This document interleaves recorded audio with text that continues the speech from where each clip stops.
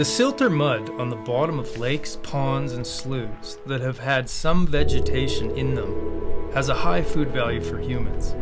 Such silt or mud contains the accumulated organic food riches of thousands of years, both from plants, insects, and in some cases, from such things as clams, fish, crayfish. The best way to eat such silt or mud is to make it into soup. It tastes surprisingly good. If lost in the wilderness, mud soup will bring you through in fine shape, which is fascinating. If you starve in the wilderness, it is because you are tired of living. There's always plenty of food to not only keep alive, but to keep you in the best of health. And then Eric's... Well, I mean, like, you read that and you mic drop and you're out the door.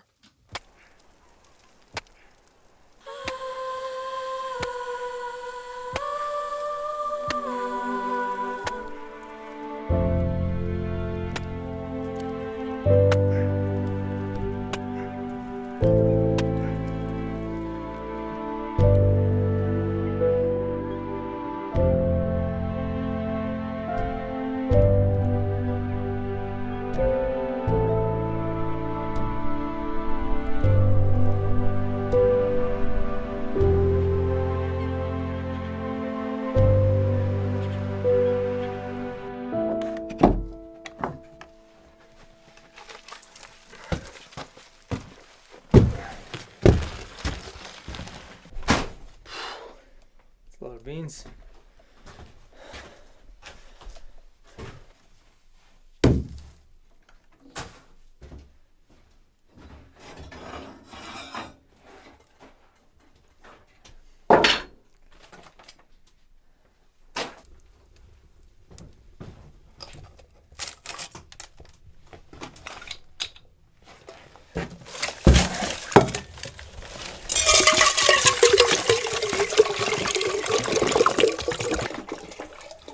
Icy cold and delicious. That's for sure. Better than the lake water. You can live off the lake water. It's just maybe got a little bit more minerals and vitamins than somebody really wants.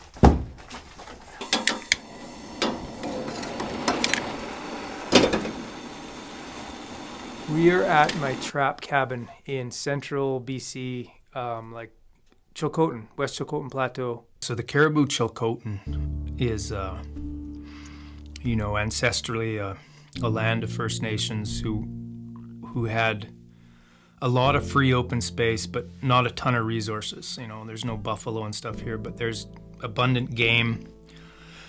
There's trading down with the First Nations down in Bellacoola, the coastal.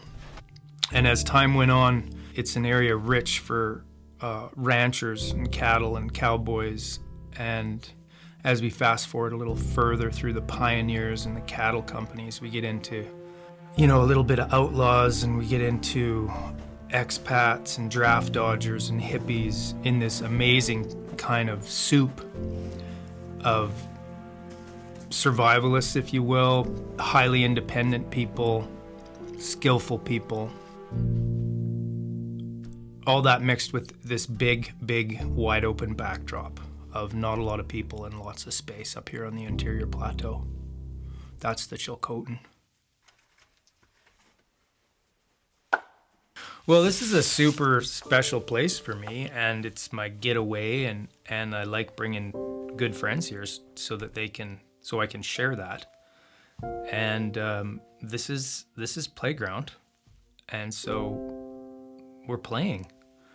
There's a lot of things that my brain, I'll wiggle my toes at night and thinking about doing that I can only do out here.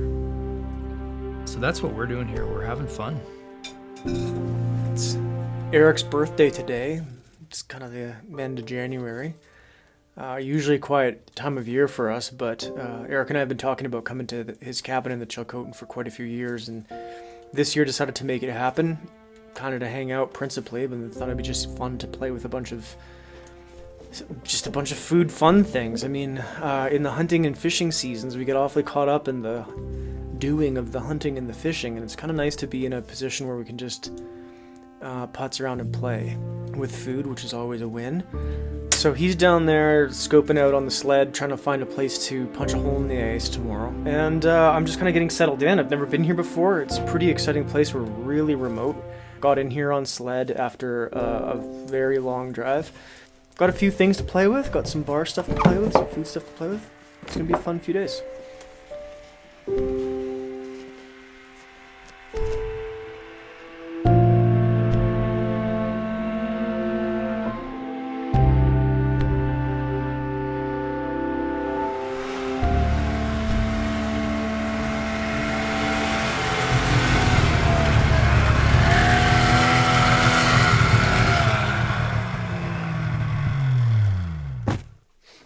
There is going to be overflow issues, but maybe not so bad where I got it. I was breaking through into the slush on multiple places out there.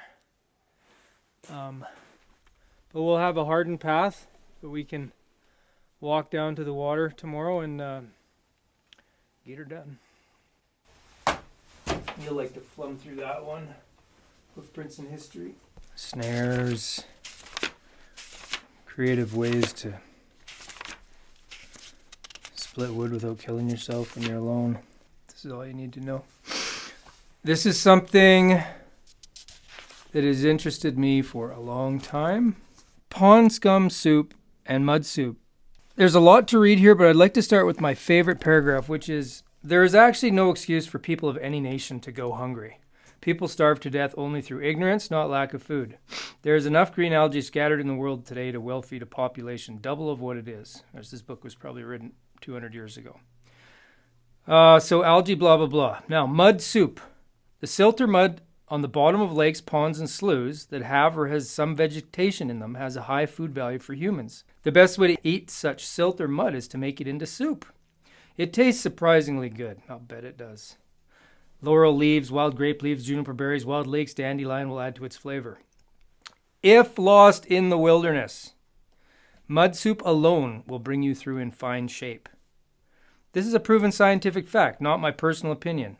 What I love most about this book is it's a little bit condescending to your intelligence. Like he's kind of a funny author in that way. He's like, if you don't know this, even though he's teaching it to you, you're a little bit of an idiot. So I really enjoy this book for that reason. But this is a good line. If lost in the wilderness, mud soup alone will bring you through in fine shape. That's all you need.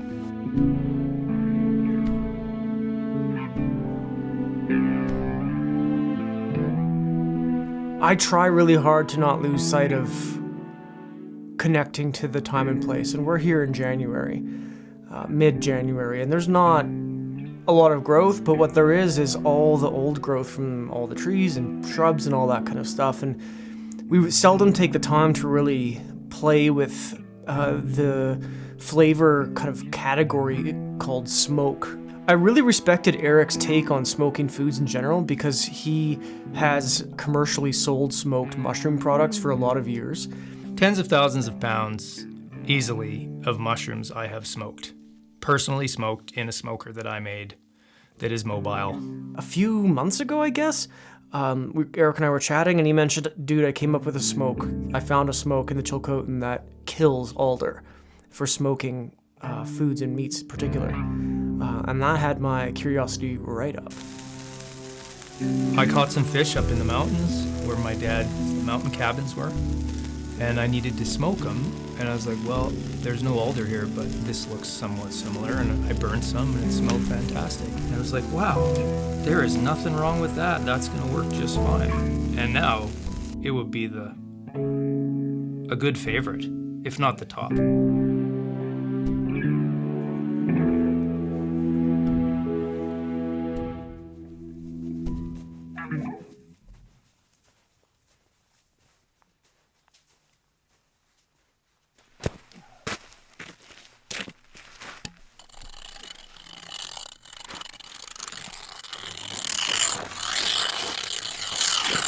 If you're going to chop a hole with an axe, which sucks, you got to start way bigger than the hole you plan on having.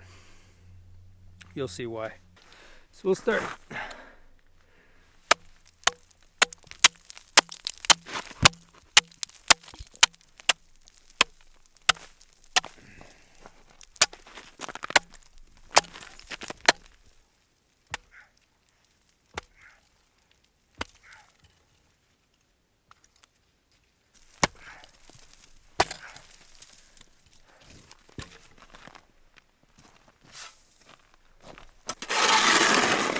always been a bush rat.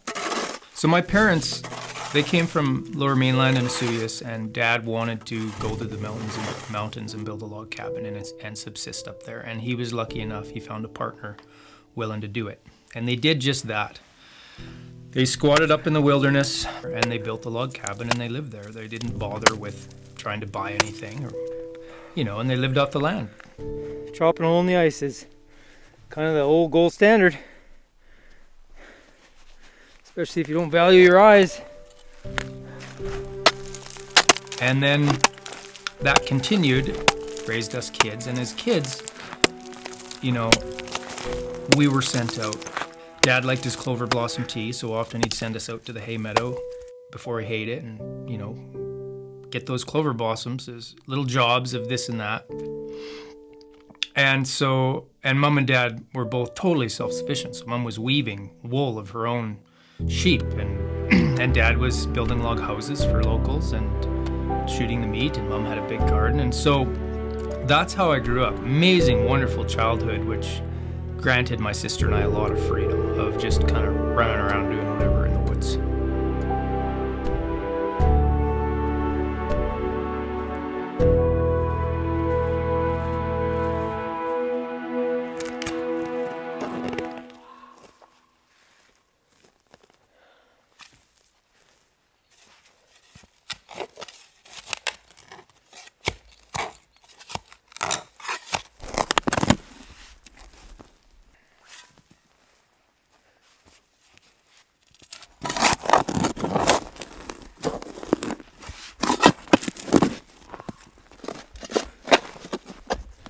It's like burned a spot in the rockiest ground in the country, but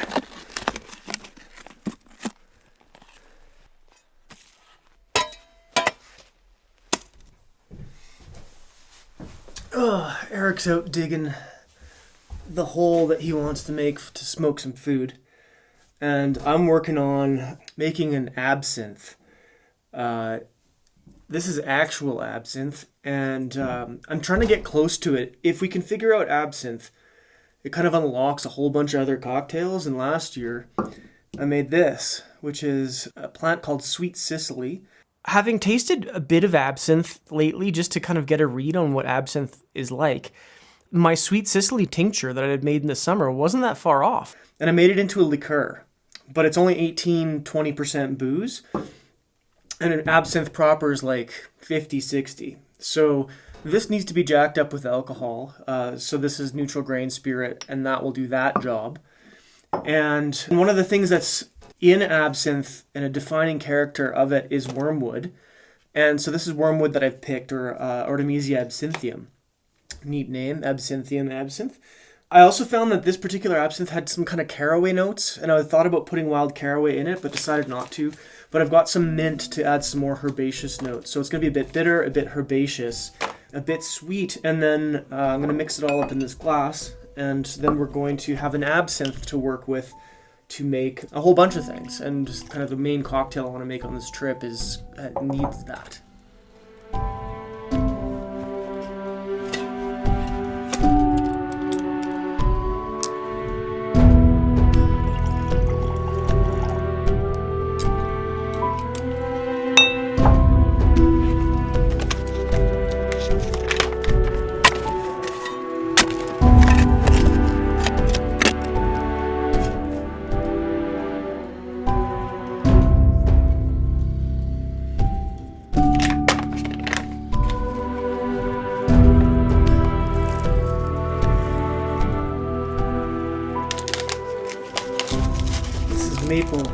Maple sugar Sean Laceby made.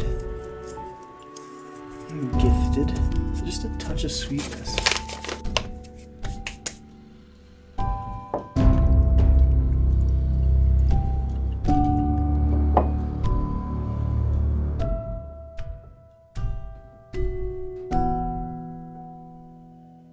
Whoa. Making an absinthe here worked way better than I thought. In some ways, I prefer the sweet cicely absinthe I made to the nice one that I bought for a lot of dollars. It's less in your face. It's a little bit more subtle, nuanced as they tend to be. I think of sea buckthorn and orange, for example. Sea buckthorn with more complexity, orange being kind of one note. Pretty rock star, like really happy with the outcome. I've been making pastrami at home for a while, and it was a bit of a breakthrough because it put a deli meat in our fridge that we really, really liked. There's a few different parts of the process to make a pastrami. The first step is you make a brine with pink salt, some pickling spices, and a few other things, and then you let that sit for days. And I thought that would make a good fit for coming up here because I could do that ahead at home, and then it'd be stable and cured in that brine. And we could transport it here and smoke it. I needed a smoker to smoke the pastrami. We burned a big bunch of slash here last night, right? So we could dig some holes in the morning because the ground's frozen. The idea is essentially 2 holes. One hole has your fire and the other hole has the air. I've made a lot of different rocket stove type things in the past. This is a rocket stove in the ground. I just kind of always wanted to make one, and then as we're thinking about smoking, it seemed like a logical way to be able to control said smoke.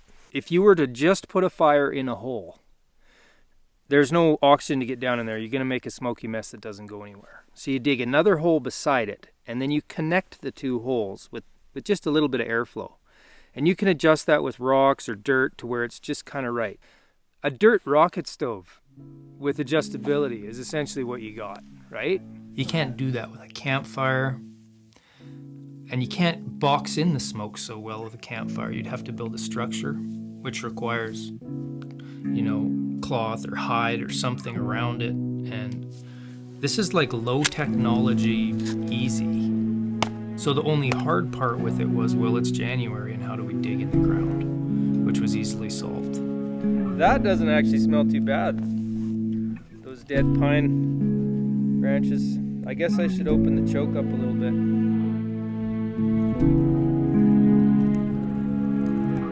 We're good now. It's all wet. It's all snow and everything, but she's good now. It's interesting. Makes a good smoker.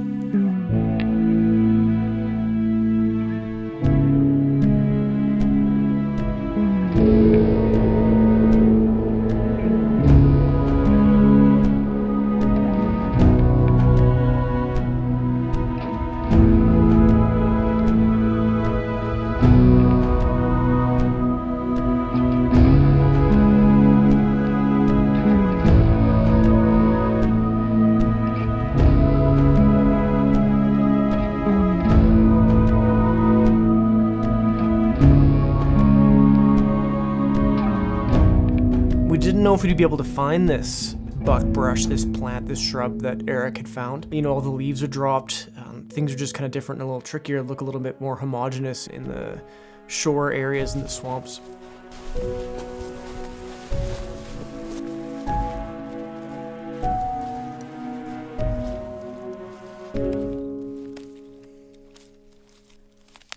Soapberry is a hell of a berry. It's quite bitter and stuff, but who knows how the wood smoke is to smoke stuff. Maybe it's the best thing for smoked meat in the world. We're gonna try a few different things out. So we got some juniper, creeping juniper with some berries still on it. Some of this soapberry, and I'm looking for buckbrush, which is, of course, that is a broad term, buckbrush. So in this willow crap, there may be some buckbrush, but it's very hard to identify this time of year. So I'm looking for something that doesn't look like willow, and then I'll be getting closer.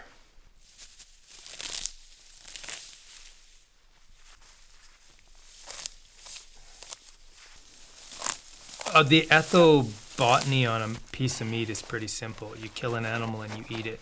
You could smoke it and stuff. But with plants, I really enjoy the First Nation uses of it. I'm a accredited herbologist, so any of the medicinal value of all these things I find just incredible. You can't disinfect a wound with meat. Just some relatively straight green willow. Weave it together sort of haphazardly and to make a grill for smoking that venison. with whatever wood we end up deciding after we burn it and smell it.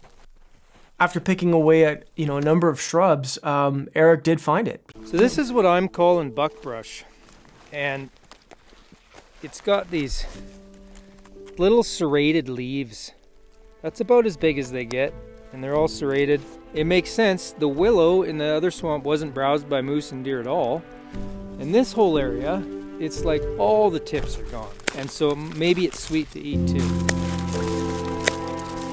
Good enough for the moose, good enough for the venison. Certainly no shortage of it.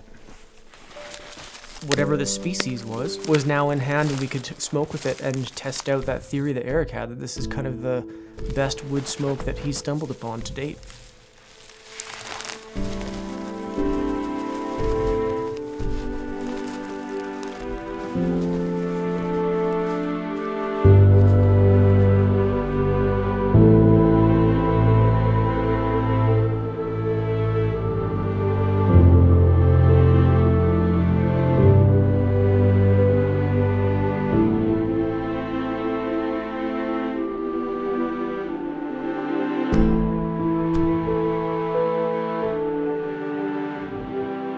So once we had betulina glandulosa in hand, it was kind of a no-brainer that we were going to use that to smoke the venison.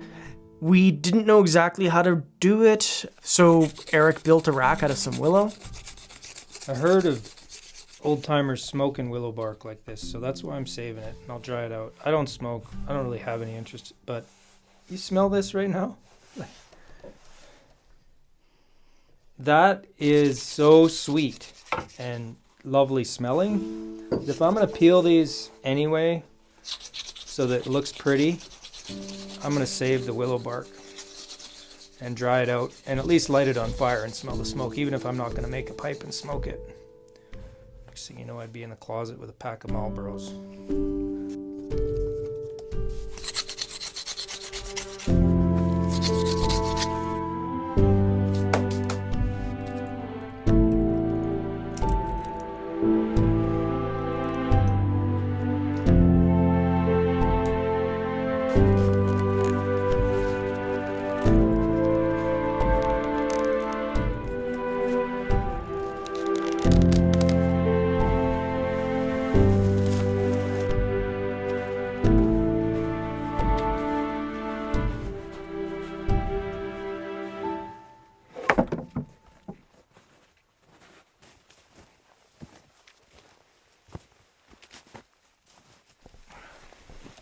Oh yeah.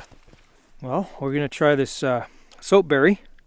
Just why the hell not? That sounds fun. And then we'll try the buckbrush, aka we've identified it as shrub birch.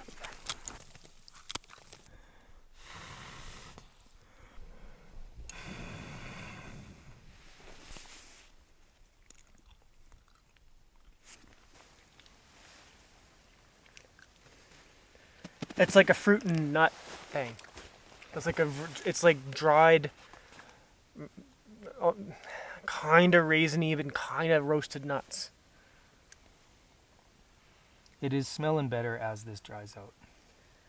And it does have an, like a dumpster fire kind of unpleasantness too, though, right? So you got roasted nuts maybe, Yeah. but they're old nuts, more dry and smoking full on. It's desserty. It is tobacco-y, desserty, fruity, nutty. Like you could smoke a fruit cake in this. Doesn't burn your eyes at all, which is really interesting. The back note of dumpster is almost completely gone.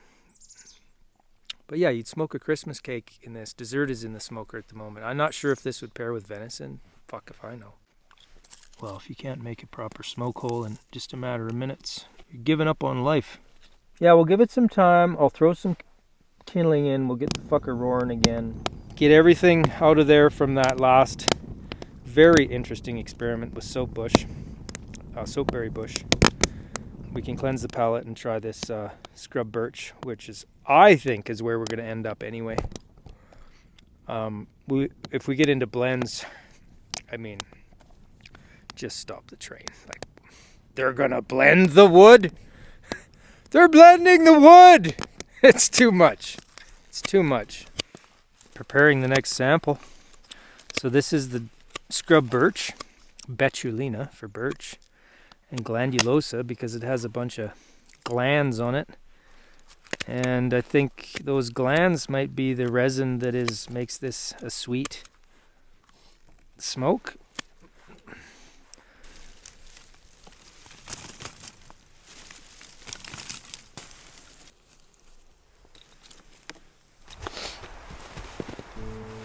Oh, what? It's spicy. That's the difference. It's not spicy. It's not fruity or nutty. It's got like it's not clove, but it's got like some warm spice notes to it. That are really, really lovely. Yeah, that's a good point. That is what it is. Yeah, like cumin almost. Wow. Better for me. Wow. Yeah, that is so cool.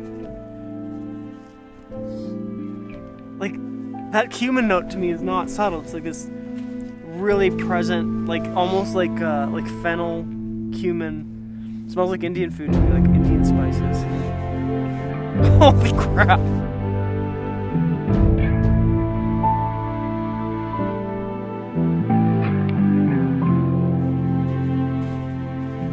The rub for the pastrami needed to be assembled. In this case, it was pretty basic culprits like black pepper, paprika, garlic powder, coriander, that kind of thing, and some mustard. Black pepper, roughly the same again. Doesn't really matter. This is the paprika, the last of it that I got in Hungary. Some garlic powder. The meat I'd cured for the pastrami was the doe that Mel had shot in camp in November while we were rattling.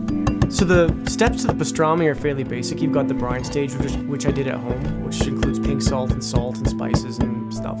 And then you let that hang out for days. And important to let the pink salt get to the center so that you get a uniformly kind of red color, like a deli meat you'd expect a deli meat to be, made from beef or something. And then you smoke it. And Eric and I Eric just likes to play with stuff outside, just like I do. So it wasn't that hard to spin some ideas around in our head as to what might be fun as far as how to smoke the thing.